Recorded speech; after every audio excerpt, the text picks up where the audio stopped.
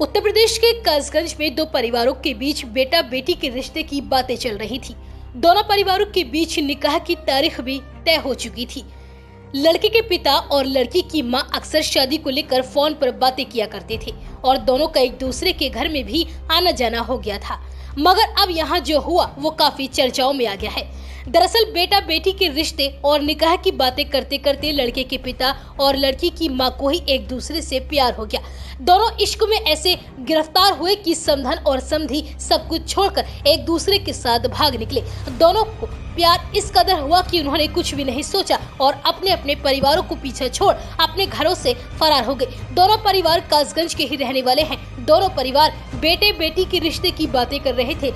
निकाह का समय भी तय हो चुका था। निकाह की तैयारियां घरों में चल रही थी। बताया जा रहा है कि इसी को लेकर समधी और समधन आपस में बातें कर रहे थे। हैरानी वाली बात यह है कि समधी 10 बच्चों का पिता है तो वहीं समधन भी 6 बच्चों की मां है। दोनों फोन पर अक्सर बेटा बेटी की निकाह की तैयारियों को लेकर चर्चा किया करते थे। बताया जा रहा है कि जब समधी ने पहली बार समधन से फोन पर बात की तभी उसका दिल अपनी समधन पर आ गया। धीरे धीरे समधन को भी समधी से प्यार होने लगा। दोनों प्यार में इस कदर डूब गई कि उन्हें इस बात की चिंता नहीं रही कि कुछ ही दिनों में उन दोनों के बेटे बेटी की शादी होने वाली है। प्यार में पड़कर दोनों अपने घरों से भाग निकले। आपको बता दें कि जैसे ही समधी समधन के साथ में फरार होने की जानकारी मिली, दोनों के परिवारों में हड़कंप मच गया। जिन घरों में निकाह की तैयारियां चल रही थी वहां सन्नाटा पसर गया। किसी को भी इस बात पर यकीन नहीं हो पा रहा था कि आखिर ऐसा भी हो सकता है। अब महिला के पति ने लड़के के पिता पर अपनी पत्नी को बहला फुसला कर भगा ले जाने का